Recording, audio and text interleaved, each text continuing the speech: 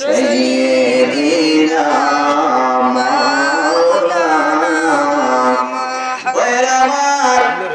এই পৃথিবীর জমিনে আপনার অবশ্যই জানেন, এই পৃথিবীর জমিনে বিশ্ব নবী সাল্লাল্লাহু আলাইহি ওয়াসাল্লামের শ্রেষ্ঠ আশিক ছিলেন হযরত ওয়াসকুরুনি রাহমাতুল্লাহি আলাইহি।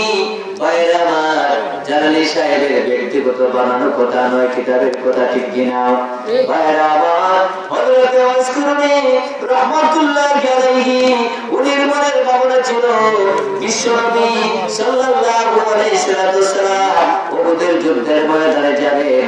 হযরত ওয়াসকুরুনি বলছেন, ইয়া রাসূলুল্লাহ, ইয়া হাবিবাল্লাহ, ও নবী, আমার মনের ধারণা ছিল বিশ্ব নবীর পক্ষে উহুদের ময়দানের মধ্যে, উহুদের যুদ্ধের ময়দানে আমি রাসূলের যুদ্ধে, রাসূলের সাথে যুদ্ধ করব। আল্লাহর নবী বললেন, ওয়াসকুরুনি, শোনো, আমি নবীর পক্ষে যুদ্ধের প্রয়োজন নাই, কারণ আমি নবী জানি তোমার মা অসুস্থ। আমি নবীর সাথে যুদ্ধের চাইতে তোমার মার খেদমত করা অতি উত্তম। বলেন সুবহানাল্লাহ।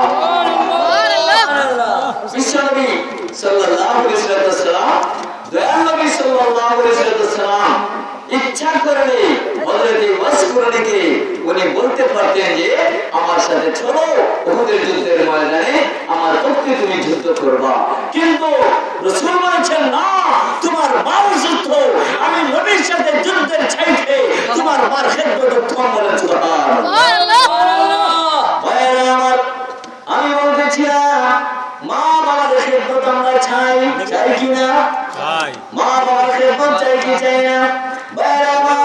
যাদের মা আছেন, যাদের বাবা আছেন, অনুরোধ করবো বিশেষ করে মা বাবার খেদমত করবেন।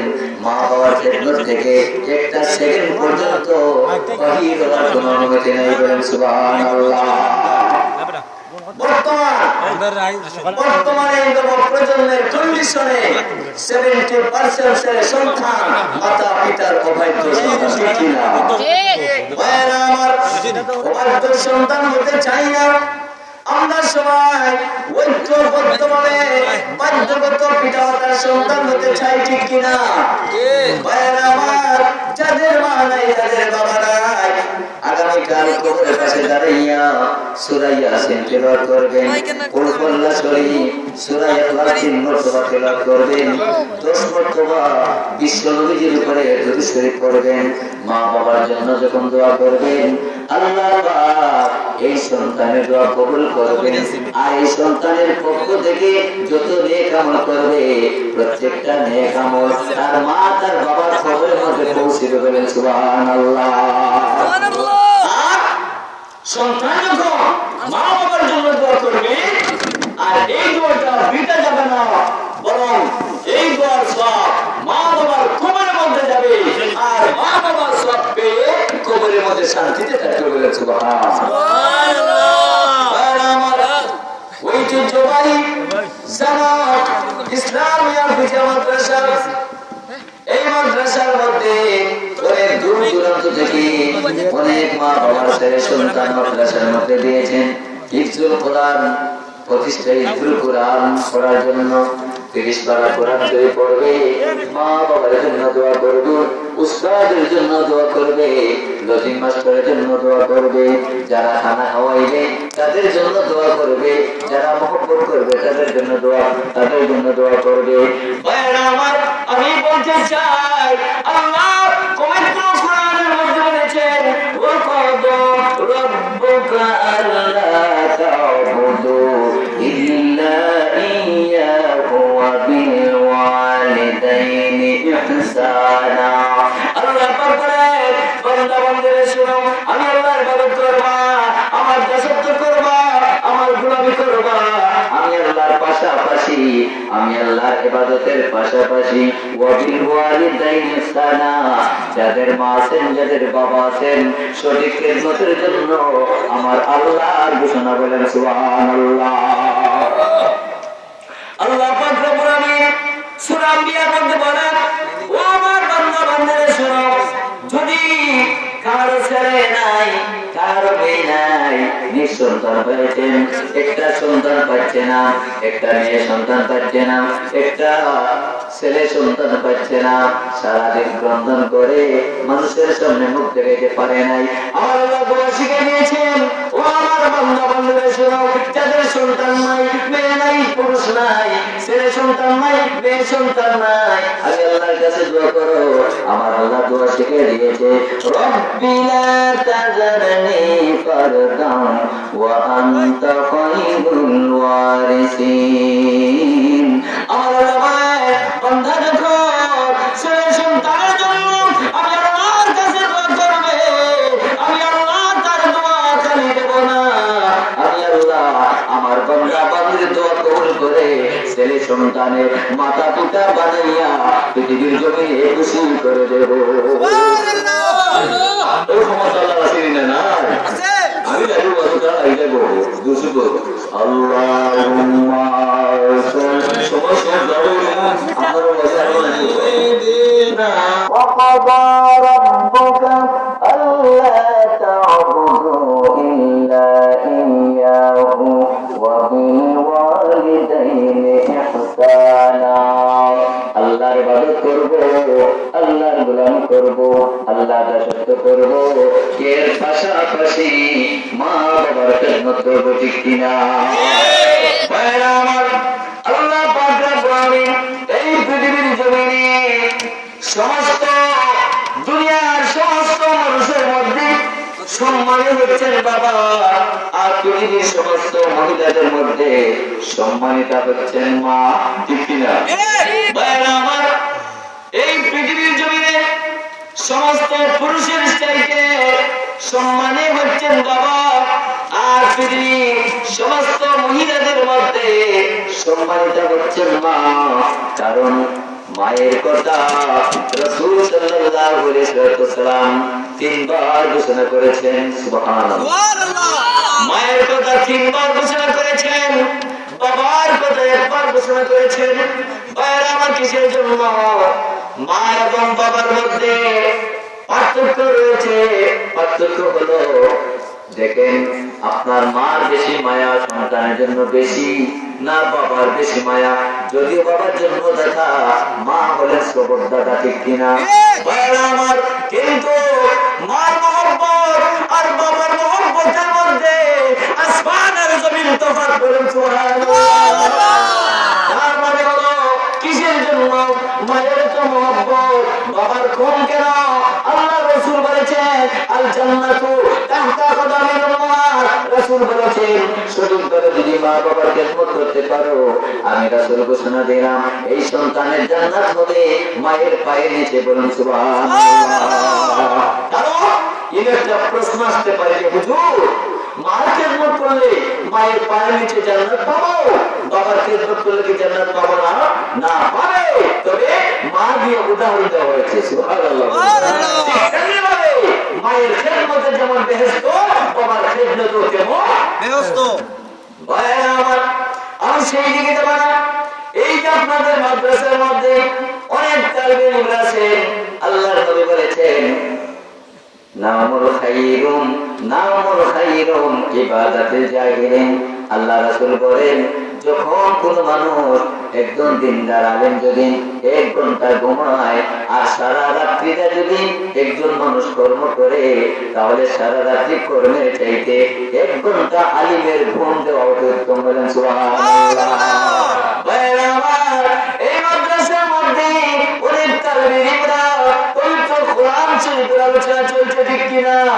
ভাইরা আমার, হাদিস শরীফের মধ্যে প্রমাণ, যে ঘরের মধ্যে কোরআনের আওয়াজ শুরু হয়ে যাবে, যে ঘরের মধ্যে কোরআন শরীফের আওয়াজ হবে, ভাইরা আমার, এই ঘরকে আমার আল্লাহ পাক রব্বুল আলামিন একটা নূরের আলো দিয়ে, যেমন সূর্যটা উদিত হলে সমস্ত পৃথিবী আলোকিত হয়, যে ঘরের মধ্যে পবিত্র কোরআন শরীফ তেলাওয়াত করলে এই ঘর কোরআনের নূরে আলোকিত হয়, বলেন সুবহানাল্লাহ। ভাইরা আমার, যাদের মা নাই, যাদের বাবা নাই, যে সন্তান মা বাবার জন্য দোয়া করবে, মা মা বাবার জন্য কোরআন শরীফ পড়ে দোয়া করবে, মা বাবার জন্য তেলাওয়াত করে দোয়া করবে, মা বাবার কবরের মধ্যে এই কোরআন শরীফের আলো গিয়ে পৌঁছবে। যদিও মা বাবার কবর অন্ধকার, আপনি সন্তান যখন কোরআন তেলাওয়াত করবে আপনার আমার মা বাবার কবর আলোকিত হবে। বলে সুবহানাল্লাহ। ভাইরা আমার, এই পৃথিবীর জমিনে সূর্য যখন উদিত হওয়ার সঙ্গে সঙ্গে সারা পৃথিবী উদিত, সারা পৃথিবী আলোকিত হয়ে যায়। ঠিক তেমনি ভাবে নেক সন্তান যখন কোরআন শরীফ তেলাওয়াত করবে তার মা বাবার কবরটা আলোকিত হয়ে যাবে। বলেন সুবহানাল্লাহ। আমরা মা বাবাকে কষ্ট না দিয়ে বরং ইবাদত করে করে কোরআন শরীফ পড়ে দুরূদ শরীফ পড়ে মা বাবার কবরকে আলোকিত করতে চাই কি চাই না? ভাইরা আমার, আল্লাহ পাক কোরআন শরীফের মধ্যে আমার আল্লাহ দোয়া শিখে দিয়েছেন, বান্দারা তোমরা দোয়া করো, ওয়া কুর রাব্বি রহমহুমা কামা রাব্বায়ানি সগীরা। আমার সাথে বলুন, ওয়া কুর রাব্বি রহমহুমা কামা রাব্বায়ানি সগীরা। আমাদের মা নাই বাবা নাই, কবরের পরে দাঁড়াইয়া চোখের পানি পালাইয়া যখন আল্লাহর বান্দা দোয়া করবে আর বলবে, আল্লাহ আমার মা নাই, আমার বাবা নাই গো আল্লাহ।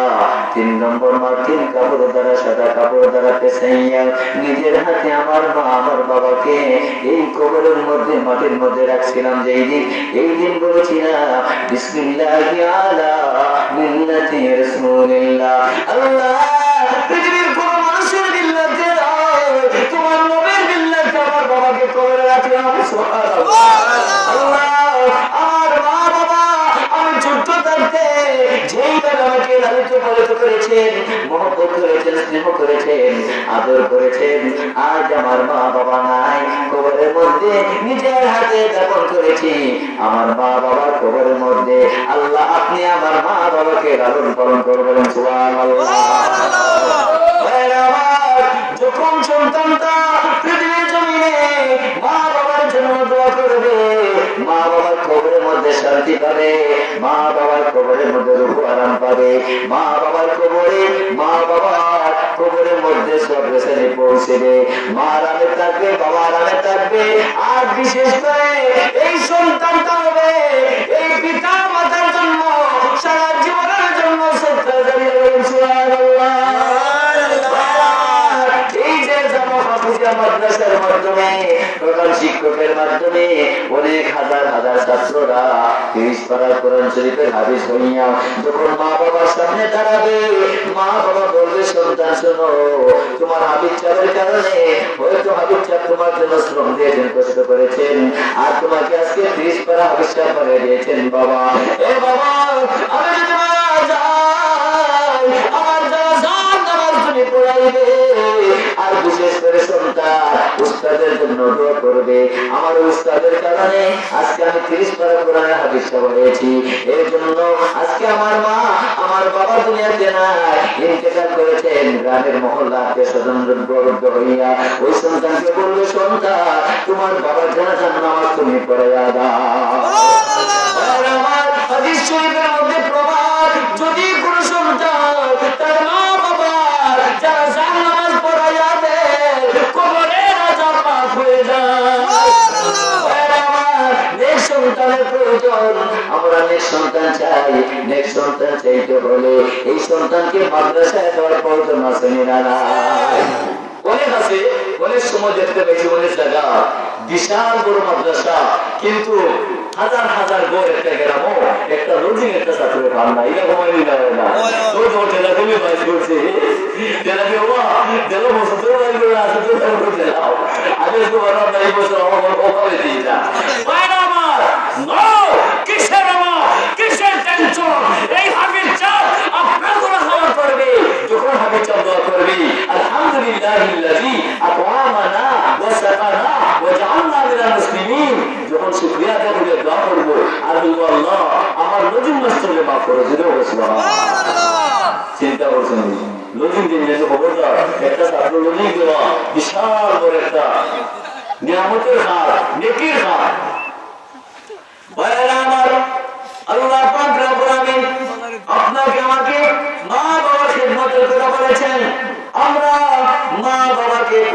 দিতে পারবো না। যেমন মনে করেন আল্লাহ পাক রব্বুল আলামিন একজন গুনাহগারকে যেইভাবে আল্লাহর কাছে তওবা করবে, আর যখন আল্লাহর কোন বান্দা বান্দি আল্লাহর কাছে এমন ভাবে তওবা করবে, কোরআন শরীফের মধ্যে আমার আল্লাহ তওবার কথা বলেছেন, ইয়া আইয়ুহাল্লাযীনা আমানু তুবু ইলাল্লাহি তাওবাতান নাসুহা। নাসুহার মতন তওবা চোখের পানি পালাইয়া যখন আল্লাহ পাকের দরবারে ফরিয়াদ করবি, প্রার্থনা করবে, আল্লাহ আমি অসীম গুনাহ করেছি, মেহেরবানি করে ক্ষমা করে দাও। আল্লাহ পাক রব্বুল আমিন বহুত পরিমাণ গুনাহগারকে এইভাবে আল্লাহ ক্ষমা করে দেয়। ঠিক তেমনি ভাবে ও একটা সন্তান যদি মা বাবার কাছে ক্ষমা চায়, মা সন্তানকে ক্ষমা করে দিতে পারে, ঠিক কিনা? মার কাছে যখন সন্তান ক্ষমা চাইবে, মা যখন বলবে সন্তান যাও আমার কাছে তুমি ক্ষমা চাইছ, আমি তোমাকে মাফ করে দিলাম।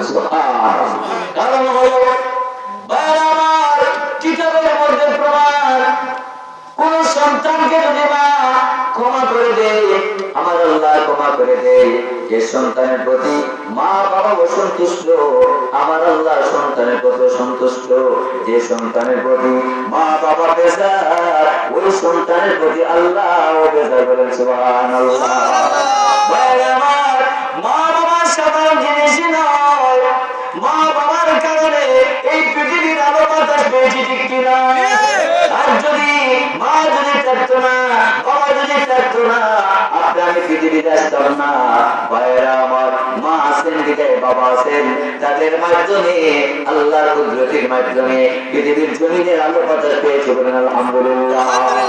লা ইলাহা ইল্লাল্লাহ, ও লা ইলাহা ইল্লাল্লাহ, ও লা ইলাহা ইল্লাল্লাহ, ও লা ইলাহা লা ইলাহা ইল্লাল্লাহ মুহাম্মাদুর রাসূলুল্লাহ সাল্লাল্লাহু আলাইহি ওয়াসাল্লাম।